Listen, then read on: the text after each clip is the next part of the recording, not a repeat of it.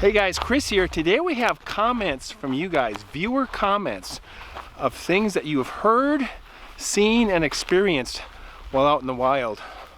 It's pretty interesting. That's next.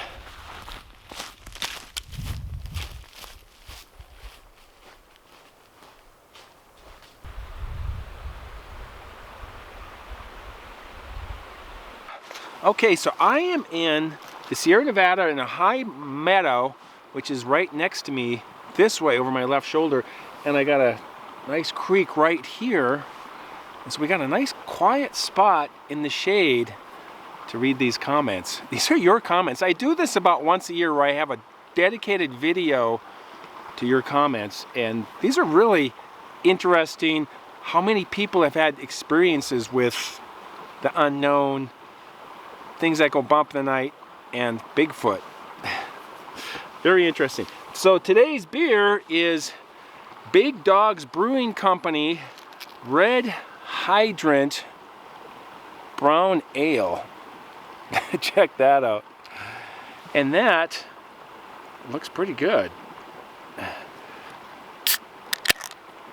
I'm wondering why it's brown ale. You think with the fire hydrant theme, it would be some kind of an amber ale or yellow. All right. Ooh, it's not too dark. Yeah, it's got a really nice aroma to it, and good color. Yeah, very nice aroma. And a little sudsy, but we work with. Oh, I got a pine needle. It's all part of the woods gig here.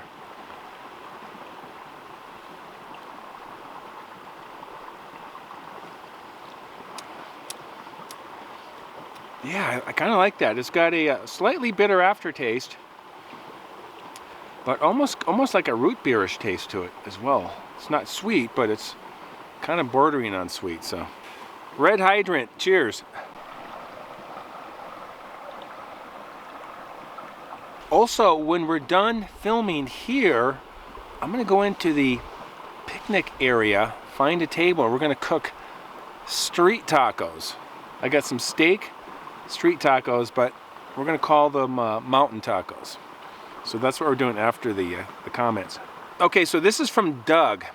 I'm from northern Utah. I heard the same thing. A 10-foot creature would steal our sheep at night. Get away if you can. That's from Doug. Wow. I wonder if they found footprints or what they saw. Brian.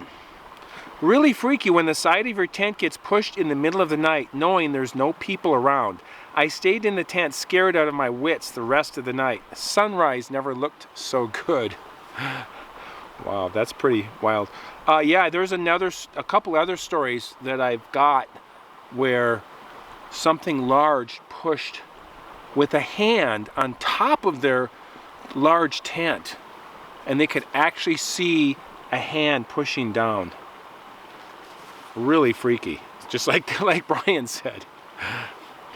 Okay, this is from Joanne. I listened to this story a lot. One of my favorites, when he was talking about having a gun while going to the bathroom, made me think about Barney Fife and how his gun would always go off. Just made me laugh. I used to live in Utah about 19 years ago. Have a great rest of your weekend, Chris. Keep those stories coming. Thank you, Joanne. Yeah, this is our friend that was in the Wasatch Range of Utah, and he was camping by himself, and he had these weapons with him. But yeah, this is from Trisha. My cousin had a Bigfoot that lived back behind their house. It would throw pebbles at her when she smoked outside. It would also eat her roses from the front yard. It was more mischievous than anything. In Idaho, the Bigfoot travel from the mountains to the river bottoms during the hunting season because there is no hunting down there. I believe this is why people don't see them for part of the year. They're extremely intelligent. If you feel like one is around, let them know by saying a little blessing and leaving tobacco as an offering. They're telepathic beings. Tell them that you are not there to hurt the surroundings, that you will clean up after yourself before you leave. For the most part, they will leave you alone. Of course, you have the one-off situation where you will need to protect yourself from them. The reason that they exist is to be keepers of the forest, so when you're in their territory, they can and will push you out if they feel you are a threat to them or the land. Thank you, Tricia. Yeah, some really good insight there. A little more in depth about at least her experience. Tomonet X500. I honestly don't know how you can walk back in the dark after telling these spooky stories. I don't always know how I can do that either.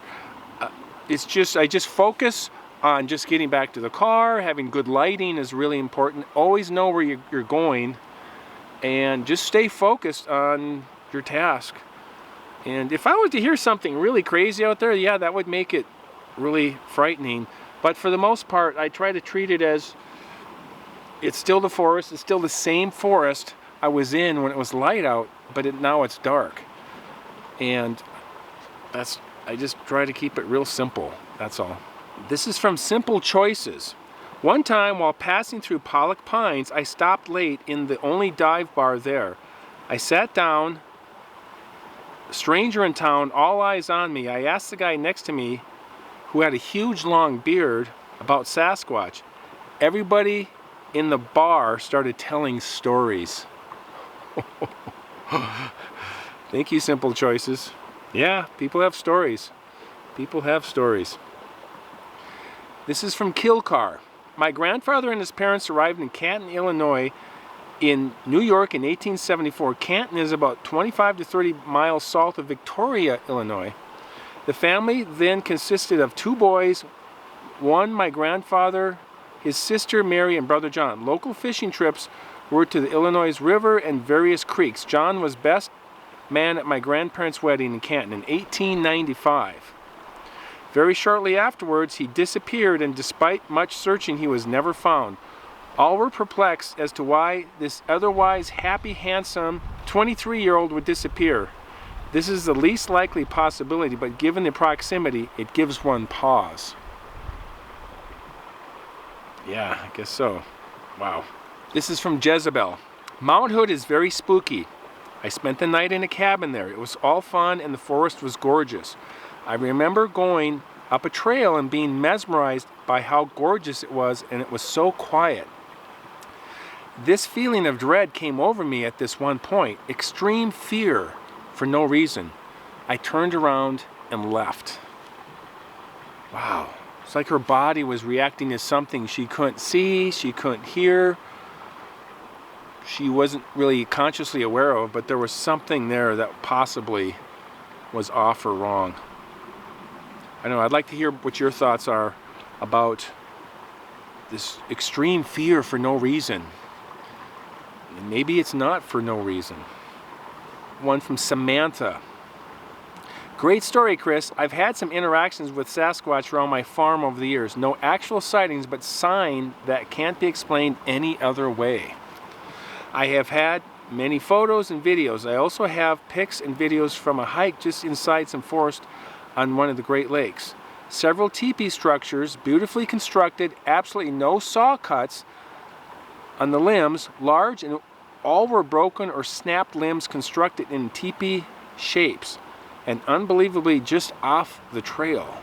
I feel blessed, as I'm sure these were a type of benevolent communication, exchanging of gifts and goodwill. There is no doubt there is a high strangeness surrounding the Sasquatch, but I do believe that the majority are benevolent, albeit strange to us. I have always, during the height of the signs and gifts given, had a massively loud slap on the side of my house right next to where I was sitting late one night. I have a feeling this was a juvenile messing with me, which is common from what I've learned from my research. They do it for your reaction, for fun. I asked later that they do not do this anymore because it scared me a lot. I was frozen in my chair for what seemed like forever, probably just a few seconds. It sounded like a freight train had just hit the wall right beside me. As a side note, when that incident occurred, a friend and her dog were sleeping upstairs and never heard a thing. It never happened again after I asked them to not... Oh, I got a blue jay. He's hopping around right there. Kind of spooked me. He had this kind of... Hi, Mr. Blue Jay. Mountain Jay. Okay, sorry about that. Okay, let's back it up a little bit. As a side note, when that incident occurred, a friend and her dog were sleeping upstairs and never heard a thing. It never happened again after I asked them to not do that again. Anyway, other things have happened as well, but just wanted to share a little bit of my experiences. Thank you for your videos. Love them. God bless, Chris. Well, thank you, Samantha. I appreciate your experiences and your insight. Again, it's really good stuff. This is from Loves the Rain 1000. Great story and job telling it, Chris. I could feel the emotion of his family. I have a friend in Washington State who had an encounter that was equally aggressive. Whatever it was also didn't want them there. Makes you wonder what's really inside those deep woods. Yeah, I'm not exactly sure which one this is. It could have been the Pacific Creek story that something did not want them there. But yeah, an aggressive encounter. Wow. This next comment is from Ben. Thanks, Chris. That amazing story reminds me to keep my awareness and focus in the wilderness. That basically out our front door. I wish I had a better understanding of what these creatures are. Like I've said before, I have personal experience. One was morning light, very cool morning. I had my window open. I heard yelps and whoops from on the mountain very close to us. I said, no freaking way. But believe it or not, it's true. I heard it from inside our house. Wow, just to hear one from inside your house, or several of them, that's got to make you rethink your morning coffee, or look forward to enjoying your morning coffee. This is from Dick, 2406. Back in the day, I saw one standing next to the road. I slowed down and it just stood there looking at me while I was looking at him. I estimated he must have been 10 feet tall and close to 5 feet across the shoulders. I've looked into this many times over the years, and I believe he was what they call a type 1. If I remember right, that's the Neanderthal-looking one. His face looked almost human. Human/Neanderthal-looking. As I drove past and slowed down to almost a stop, there was no other traffic around. He crossed the road and into the forest. Changed my life forever. I won't ever go into the woods again. Wow. 10 feet tall. I can't imagine what 10 feet tall, 500 or 5 feet across at the shoulders. How many pounds is that? 600-700 pounds? Built like a bodybuilder, super fast. Just wow. Scruffy Scrubs. I did a whoop noise to my dog and he took off low to the ground running. No joke, LOL. I had to tell him it's okay. I wonder if Scruffy's dog heard something before and it just reacted to his past experience. Not sure. This is from MMA Began. Mama Began? I'm not quite sure. In the early 50s, my mom and aunt, along with the children, were camping at Platter Lake on the border of Texas and Oklahoma. They said they heard a very large something busting through the surrounding forest, snapping trees. My mom said it sounded like an elephant coming toward them through the trees. They loaded up the kids and hightailed it out of there, leaving their camping supplies behind. Yeah, that's probably a good move. When something is completely off like that and frightening like that, your priorities shift really quickly. Loaded up the kids, we left. No getting your favorite pillow, just get the car keys, the kids, and leave ASAP, fight or flight. And this is pure flight, and I do not blame them at all. This is from Mitchell. Chris, I'm a single guy in Canton, Ohio, living by myself. I've been listening to your stories for over a year now and look forward to every new one you put out. Me and 5 other guys saw Bigfoot when I was 14 on the side of the Trenton Seven River in Canada. Trenton Seven River is this long canal connecting a series of lakes and things along the Canadian border in, I believe, Ontario. I'm 60 years old now. You two look great, and may you both enjoy your Halloween. Thanks. Yeah, he didn't explain what he really saw, but him and 5 other guys saw when he was a teenager. Wow. Gregory, great pick, Chris. You two make a good couple. Love your stories. Your channel is my favorite cryptid on YouTube, hands down. I have had lots of experiences with odd occurrences growing up in southern Louisiana. I can relate. Well, y'all have a blessed day. Cha. That's from Gregory. Thank you, Gregory. Climb 3775. I've never had an experience of any kind, and I've backpacked 20 miles or more off trail into the wilderness areas. I have an open mind due to other outdoorsmen I've spoken to, especially when I worked for Colorado Parks and Recreation. I spoke to a couple of officers that found footprints that they could not explain. Most of them were hesitant to open up about the subject. Love the channel and perspective. Wow. Interesting that they don't want to talk about it, and they work in Colorado Parks and Recreation wildlife. But they don't want to get the word out that maybe this is actually out there. Jonies 6778. Many people like myself are very empathic or intuitive and just naturally pick up energy from others. If a being is intently watching you, that energy is focused into your direction like a beam of light. You're naturally going to feel that energy. She's explaining that feeling of being watched from her perspective. Growing up in the woods of Florida as a child, I explored our backwoods by myself often for much of my youth, and often I felt like I was being watched. We never heard of Bigfoot back then, so it never occurred to me. My eldest sister recently revealed to me that she did see one near our house once. I was surprised she never told us this before, but that's often the case, isn't it? Yesterday I was looking for online resources for Bigfoot sightings and discovered Florida is one of the top 4 states for known sightings. Who knew? Wow. Yeah, I believe, according to BFRO and a few other sources, they have a map and it shows all the states. Number 1, by a long shot, is Washington State.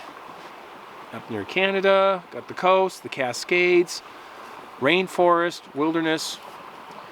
Next, I believe, is California, Florida, and Ohio, and possibly Illinois.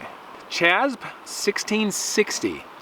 While in my backyard, I've seen a squirrel in a tree alert to every animal in the yard when a predatory bird is in the air and the yard goes completely silent. I can only imagine the level of alert and silence that happens when that's coming their way. That aside, I'm very glad that Nick's story here is not on a missing 411 channel. Nick was in New York, upstate New York in the Adirondacks, and he was solo camping, and he had a direct face-to-face encounter. And I believe this is what she's referring to here. Dash 5257. I was 10 when I had one looking in my bedroom window. I think I was in shock when I rolled over in bed and it was there. It was the most traumatic event of my life. It messed up my childhood. I wouldn't go outside at night and I stopped playing outside in the woods. I stayed very close to the house. I had so many nightmares of it reaching in and grabbing me and carrying me away. Nightmares of it crashing, breaking the back glass door and killing my whole family. I almost completely lost it. Wow. And I responded and I said, please send in your story. I think we'd all like to know more about what actually happened to you. And I appreciate the comment from Dash 5257. Wogs 1. I've camped in that area lots of times. I'm not sure what area he's referring to, but it's from one of our stories. There's lots of creepy sounds at night. Oh, this is from the Plumas National Forest. I believe this is the one where the workers were in the RV for a couple of weeks working on the power lines, clearing the power lines. Yeah, the Plumas National Forest. I spend a lot of time up there, and I've heard a number of stories, particularly around the Feather River. There's some stories. They use the Feather River as a route for transportation. Or, I don't know if transportation is travel. Travel's the word, not transportation. Like the Uber, like the Sasquatch is going to take an Uber or something. Johnny Ward, 772. I've seen Bigfoot twice here in Pennsylvania in the 1970s. Once from a third of a mile away, next time from 20 yards away. So I know they exist. That's from Johnny. Thank you, Johnny. This is from Christopher. I know the area from Highway 50 to Highway 88. I've seen some strange things always when I was alone. I lived in the Grizzly Flats area for 5 years before the fire. I always carry protection in the forest from Grizzly towards 88. I know there's something in the forest. I grew up in that forest. Thank you, Christopher. He's referring to the Sierra Nevada. There's a place called Grizzly Flats, and Highway 50 goes up towards Lake Tahoe from Carson City, and then wraps around South Lake Tahoe, and then heads through some pretty remote country up there. And I don't know what his experiences were, but he's had some experiences. This next one is really interesting. This is from a personal message I got while in contact with Dennis, who was from Colorado.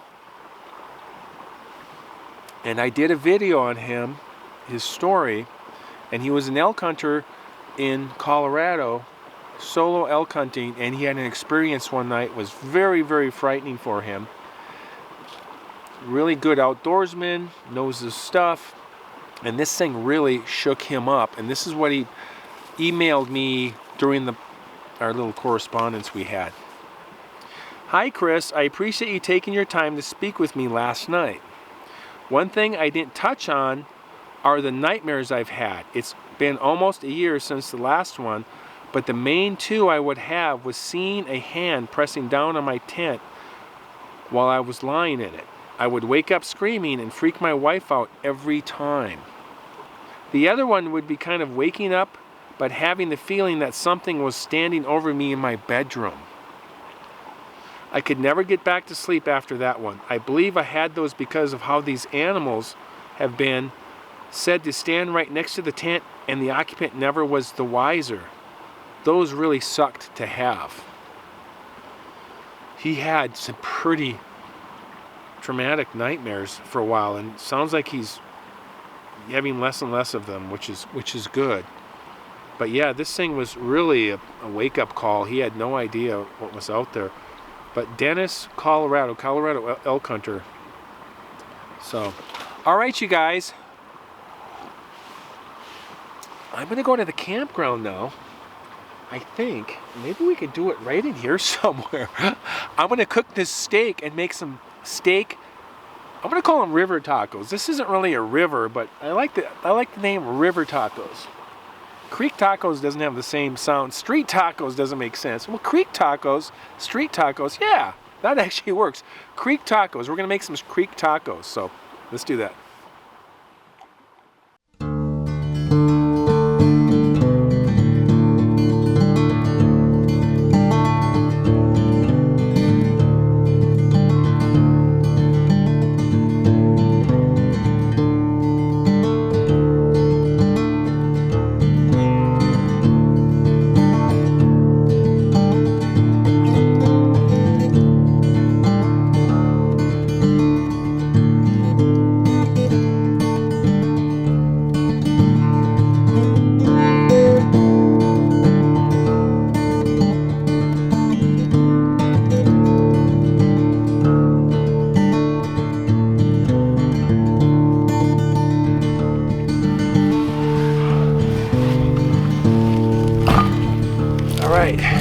Found a nice flat rock here.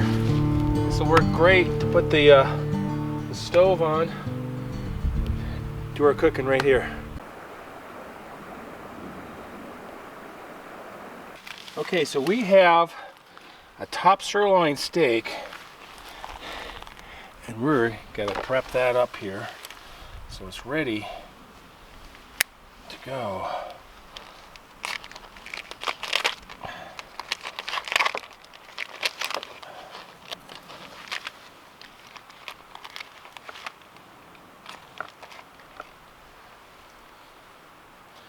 I guess we can cook it like that and then cut it up afterwards. That's probably the best way to go. So with that in mind, we'll just leave that there. We'll get the tomato going here. This is for our taco ingredients. We got lettuce, tomato, cheese, salsa. Packed it in Ziploc bags, and just really got to put it together. Just cook this steak up and we just assemble it. Very nice. Lettuce is ready to go, and the cheese is ready to go as well. So this is always a good idea to get this can stabilizer, propane tank stabilizer. This thing works very nice. There we go. Little Apollo moon lawn module landing there.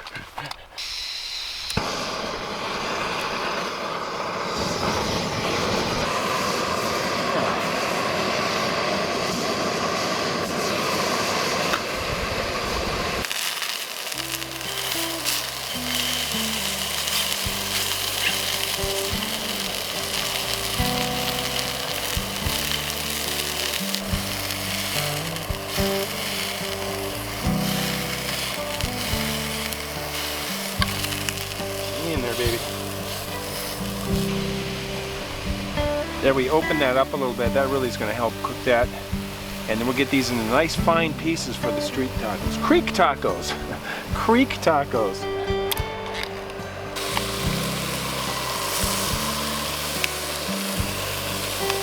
Just a little salt and pepper.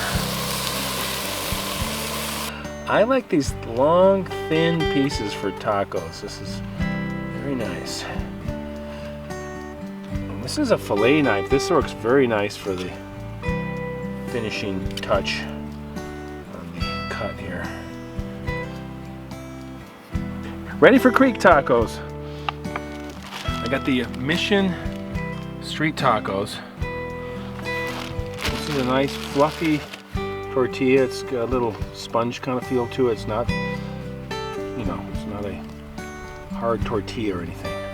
And that's it. That's all the room we have to work with. So let's go like this. I always start with the meat. Oh, that's probably it right there. Just a couple little pieces. And that way you can have 3 or 4 tacos.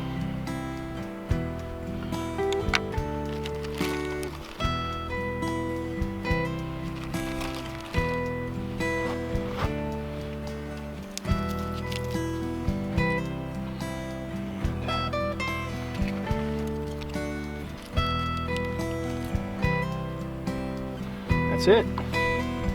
There's our creek taco.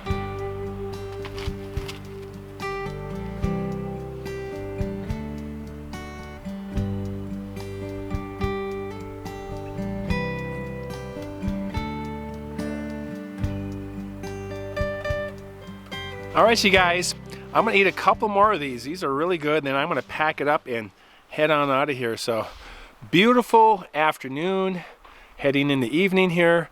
Very peaceful place that I'm in. Love this giant meadow and the creek out this way, surrounded by mountains. And thank you for watching. And if you like stories about the strange, unexplained, and things that go bump in the night, like and subscribe. If you have your own story, I'd take a look at it. basecampchris2@gmail.com. Send in your story. Love to hear about it. We can go from there. And as always, thanks for watching. We'll see you next time. Keep hiking.